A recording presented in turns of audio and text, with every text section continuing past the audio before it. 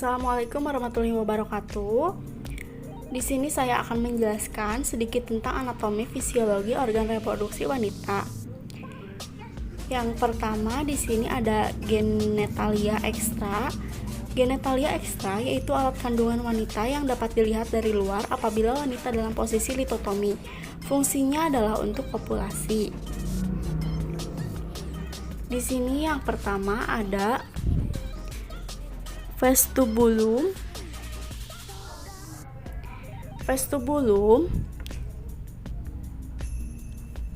Pada vestibulum bermuara uretra dan dua buah kelenjar Bartholin yang akan mengeluarkan lendir saat koitus.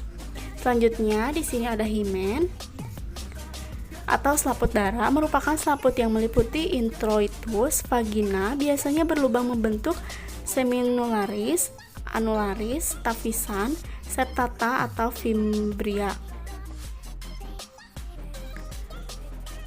Selanjutnya ada omong pubis, daerah yang menggunung di atas simfifis yang ditumbuhi rambut kemaluan atau pubis wanita dewasa. Selanjutnya di sini ada labia mayora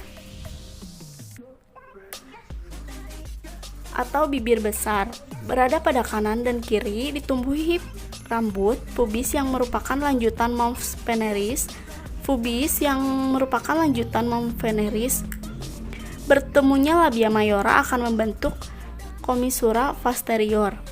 Selanjutnya ada labia minora atau bibir kecil, bagian dalam dari bibir besar yang berwarna merah jambu. Labia minora merupakan suatu lipatan dan kiri bertemunya di atas foetutium clitoridis atau di bawah klitoris.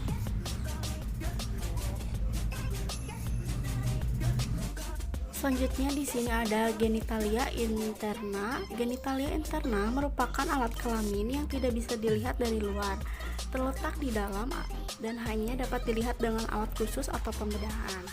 Ini gambarnya ya. Genitalia interna yang pertama di sini ada vagina atau liang segama, adalah liang atau saluran yang menghubungkan vulva dan rahim, terletak di antara kandung kemih dan rektum. Dinding vagina berlipat-lipat yang berjalan sirkuler yang disebut rugae. Bagian tengahnya ada bagian yang lebih keras disebut columna reganum.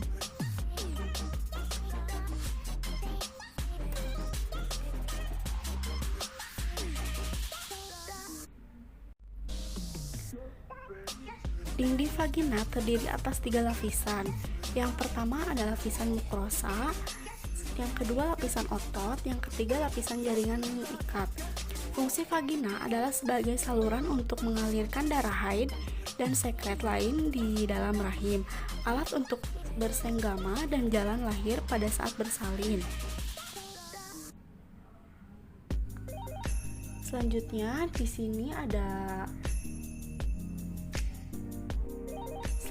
sini ada ovarium.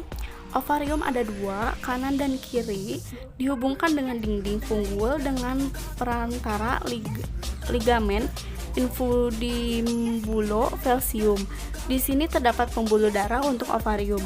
Fungsi ovarium yaitu mengeluarkan hormon estrogen dan progesteron serta mengeluarkan telur di setiap bulan.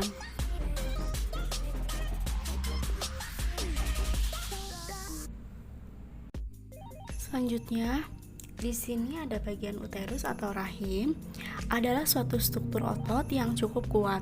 Bagian luarnya ditutupi oleh peritorium dan bagian dalamnya dilapisi oleh mukrosa rahim. Uterus atau rahim terdiri atas yang pertama badan rahim atau corpus uteri, selanjutnya leher rahim atau cervix uteri, rongga rahim atau cavum uteri. Bagian rahim di antara 2 pangkal tuba disebut fundus uteri yang merupakan bagian proksimali rahim.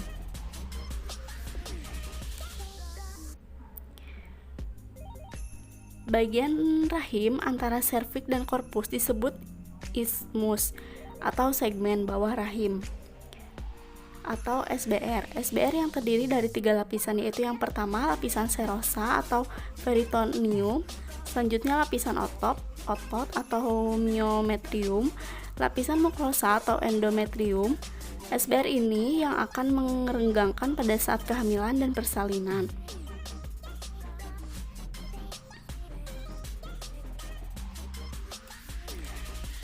Letak uterus antara lain sebagai berikut. Ante dan refoleksia uteri, yaitu sumbu serviks dan sumbu korpus uteri membentuk sudut. Jika membuka ke depan disebut antefleksio, jika membuka ke belakang disebut retrofleksio. Ante dan retroversio, yaitu sumbu vagina dan uterus membentuk sudut. Jika membuka ke depan disebut anteversio dan jika membuka ke belakang disebut retroversio. Selanjutnya di sini yang terakhir ada tuba Fallopi.